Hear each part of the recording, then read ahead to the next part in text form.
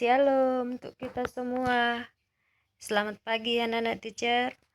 Apa kabarnya hari ini? Semoga kita semua dalam keadaan sehat ya nak. Pagi ini teacher mau ingatkan dulu seperti biasa. Jangan lupa sebelum melakukan pembelajaran anak-anak teacher harus melakukan follow the Bible dulu ya nak. Tetap jaga kesehatan, jaga kebersihan diri, jaga pola makan, biar kita sehat selalu dan terhindar dari segala penyakit. Jangan lupa sebelum makan yang pastinya cuci tangan dulu ya nak. Oke, silakan buka buku tematiknya. Masih seperti yang sebelumnya, tematik 5B. Kita masuk ke subtema 1 yaitu pembelajaran 5 dan 6. Pembelajaran 5 dan 6 ada pada halaman 26. Silakan dibuka buku tematiknya halaman 26 ya nak. Oke. Adapun tujuan pembelajaran kita pada pagi hari ini yang pertama, siswa mampu menyajikan informasi dalam bentuk bagan. Yang kedua, siswa mampu menjelaskan fungsi organ pernafasan pada manusia. Dan yang ketiga, siswa mampu membuat contoh dari sikap tanggung jawab. Oke, untuk menyajikan informasi dalam bentuk bagan.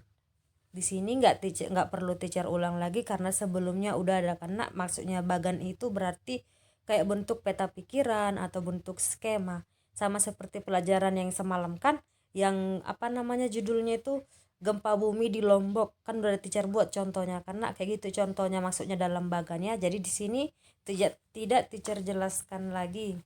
Oke, sekarang kita masuk ke tujuan yang terakhir, siswa mampu membuat tangga nada diatonis mayor dan minor. Nanti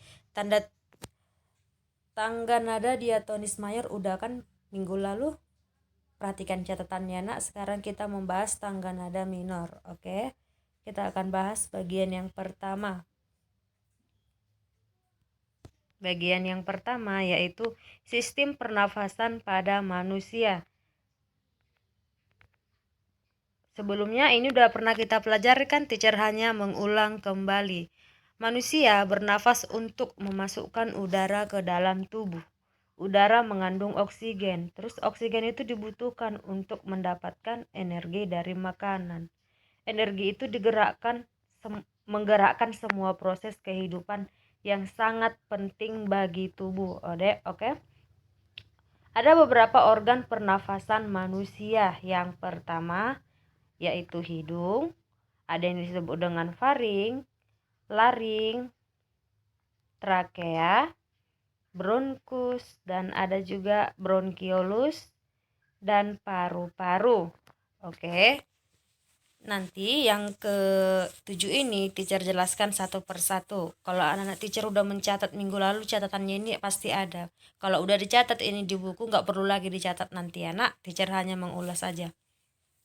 Oke, kita bahas satu persatu yaitu fungsi organ pernafasan manusia. Yang pertama, apa tadi? Ya, rongga hidung.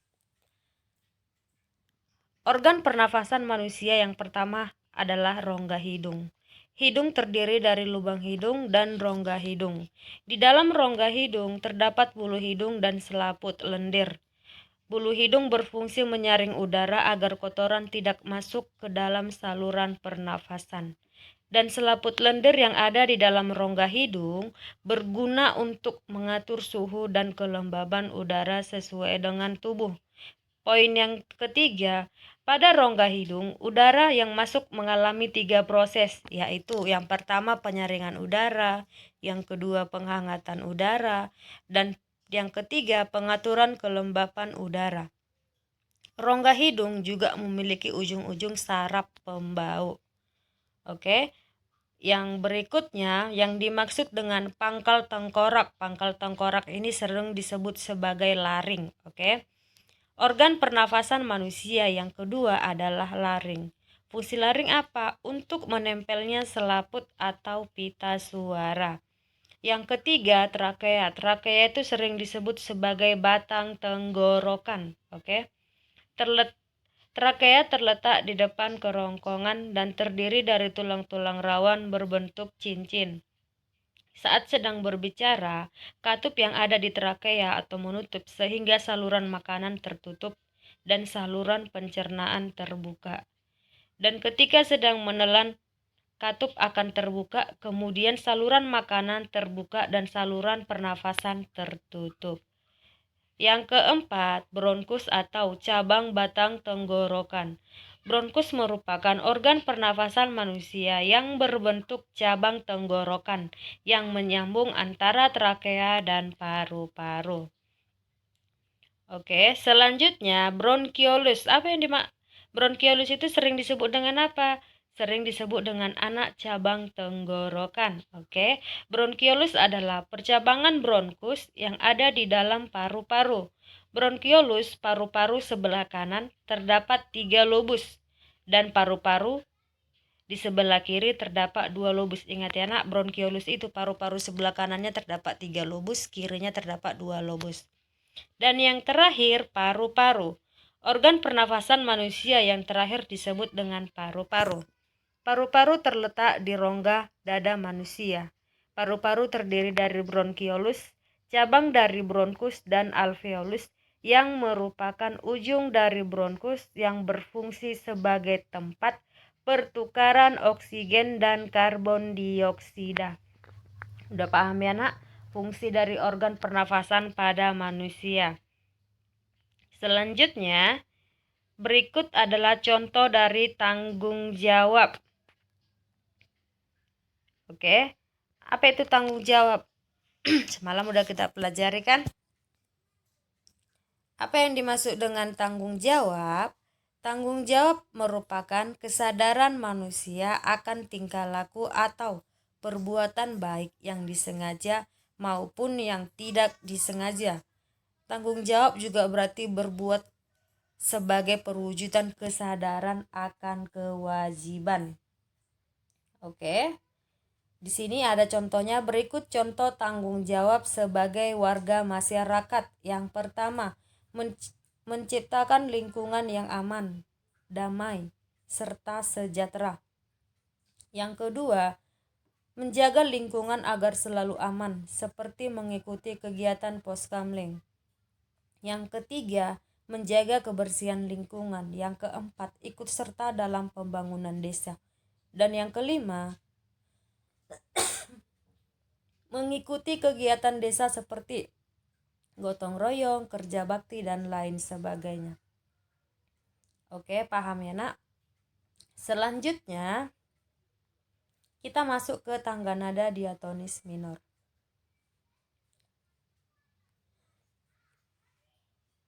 Tangga nada diatonis minor adalah tangga nada yang memiliki jarak nada. Jarak nada berarti interval nadanya 1,5, 1, 1, setengah, 1, 1. Beda dengan tangga nada diatonis mayorena, ini minor. Di sini ada contohnya teacher buat. Perhatikan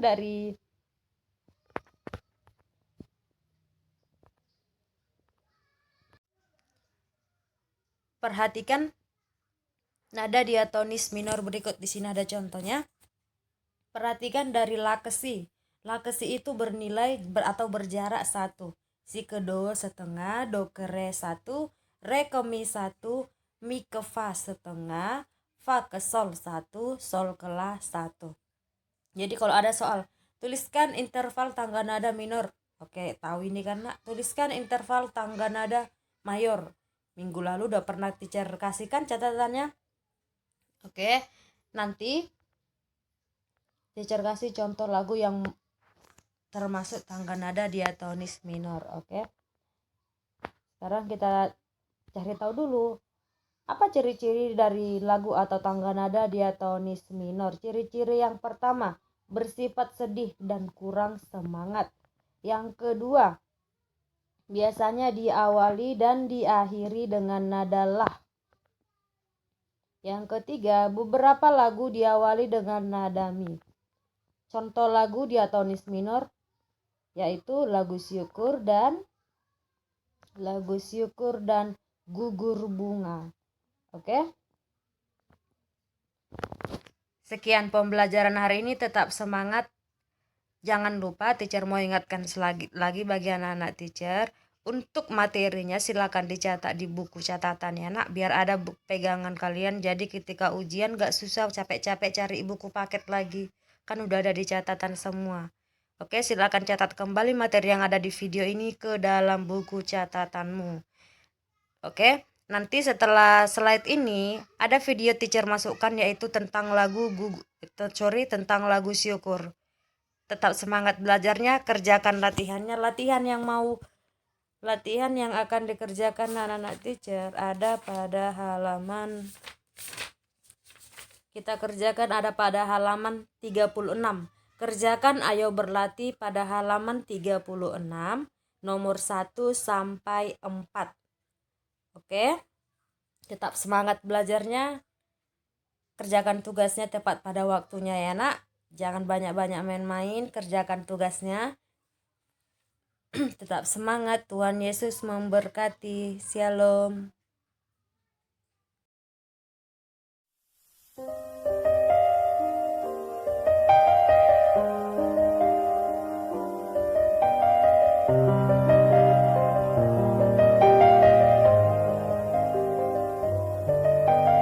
Dari yakinku teguh, hati ikhlasku penuh akan karuniamu.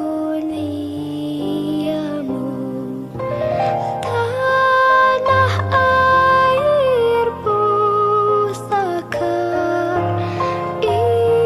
Indonesia merdeka, syukur aku sembahkan kehadiratmu Tuhan.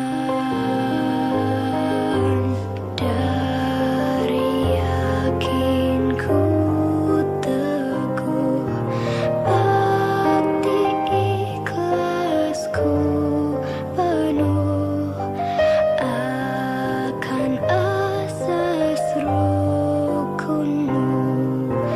Pandu bangsa yang nyata,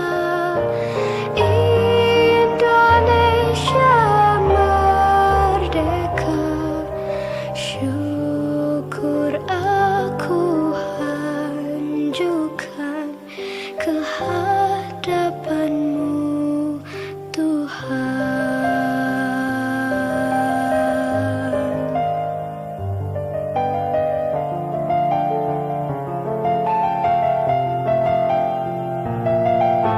Tanah air pusaka Indonesia merdeka,